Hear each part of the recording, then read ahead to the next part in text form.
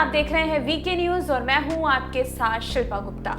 लोकसभा में गृह मंत्री अमित शाह ने जम्मू कश्मीर से अनुच्छेद 370 हटाने और राज्य के पुनर्गठन संबंधी बिल लोकसभा में पेश कर दिया, लेकिन इसके साथ ही विपक्ष की ओर से इसकी प्रक्रिया पर लगातार सवाल उठाए जा रहे हैं। जी हां, कांग्रेस पार्टी को ये फैसला बिल्कुल भी गवारा नहीं हुआ और इसी मुद्दे को लेकर 6 अगस्त 2019 यानी मंगलवार को लोकसभा में बहस चल रही थी कि अचानक से एक एरोटिका यानी कामुक साहित्य का जिक्र आ गया।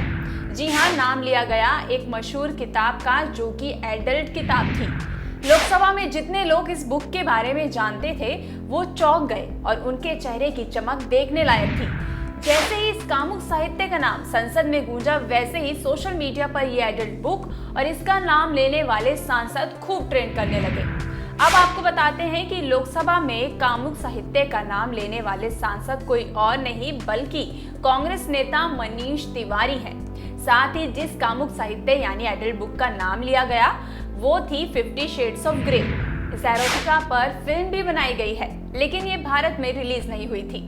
क्यों, ये भी बताते हैं, लेकिन पहले ये जान लीजिए कि एक कामुक साहित्य का नाम संसद में आखिर लिया क्यों गया। दरअसल कांग्रेस नेता मनीष तिवारी ने अनुच्छेद 370 को खत्म करने के मुद्दे पर अपनी पार्टी के रुख को स्पष्ट करने के दौरान इस उपन्यास का नाम लिया।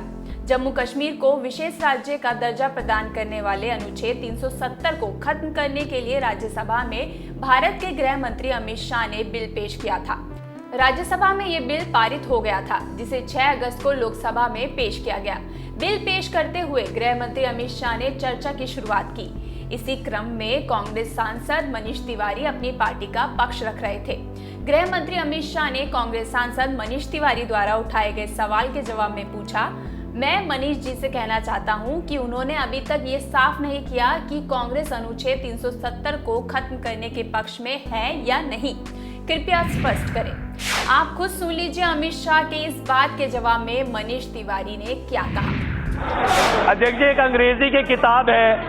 अध्यक्ष जी, एक अंग्रेजी की किताब है। हर चीज काली और सफेद नहीं होती। They are 50 shades of grey in between. तो मैं बहुत अदब और सत्कार से ये कहना चाहता हूँ शायद गृह मंत्री जी कुछ और सोच रहे थे, उन्होंने मेरी बात को ध्यान से नहीं सुना। मैंने साफ तौर पे ये कहा कि बगैर जम्मू और कश्मीर कॉन्स्टिट्यूएंट असेंबली की अनुमति के आप धारा 370 को खारिज नहीं कर सकते। और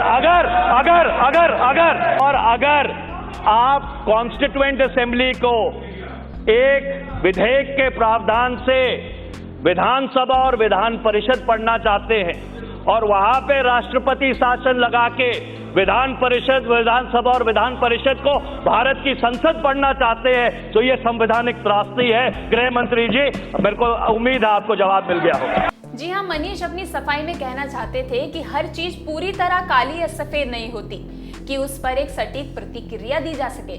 लेकिन मनीष ने जिस चीज को उदाहरण में लिया वो तो भाई एक कामुक उपन्यास ही था। 50 शेड्स ऑफ ग्रे एक मशहूर कामुक उपन्यास है जिसे ब्रिटिश लेखक एल.ए. जेम्स ने लिखा है।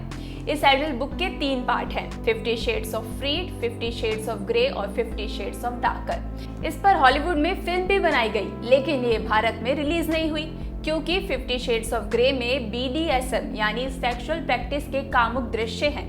हिंसक तरीके से सेक्सुअल प्रैक्टिस करना, पार्टनर को बांधकर सेक्सुअल एक्टिविटी करना, ऐसा आपने कई फिल्मों में भी देखा होगा। अपने इसी कंटेंट की वजह से ये फिल्म और बुक को काफी आलोचनाओं का सामना भी करना पड़ा था, क्योंकि उपन्यास शारीरिक और यौन हिंसक पर गंभीरता से बात करने की जगह उसे रोमांटिक तरीके से पेश कर रहा था। इसलिए लोगों के बीच हिंसक आइडियाज फैलाने की वजह से ये फिल्म भारत में रिलीज नहीं हुई।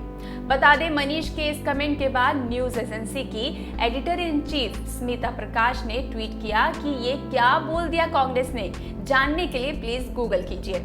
इस पर बीजेपी नेता स्मृति ईरानी ने ट्वीट कर रिप्लाई करते हुए कहा, मैंने भी यही कहा था हाउस में। बता दें, मनीष के इस कामुक उपन्यास का नाम लेने के बाद मनीष को काफी ट्रोल भी किया गया। किसी ने कहा, लगता है मनीष ने रात को यही फिल्म देखी थी। तो किसी ने कहा कि ये काम तो शशि थरूर का है। तो किसी ने कहा, कहो बार बार अच्छा लगता है। तो आपकी क्या राय है मनीष के इस उदाहरण के बारे में, हमें कमेंट बॉक्स में जरूर बताएं। ये वीडियो आपको पसंद आया हो जिसे लाइक करें, शेयर करें और देखते रहे वीके न्यूज। शुक्रिया।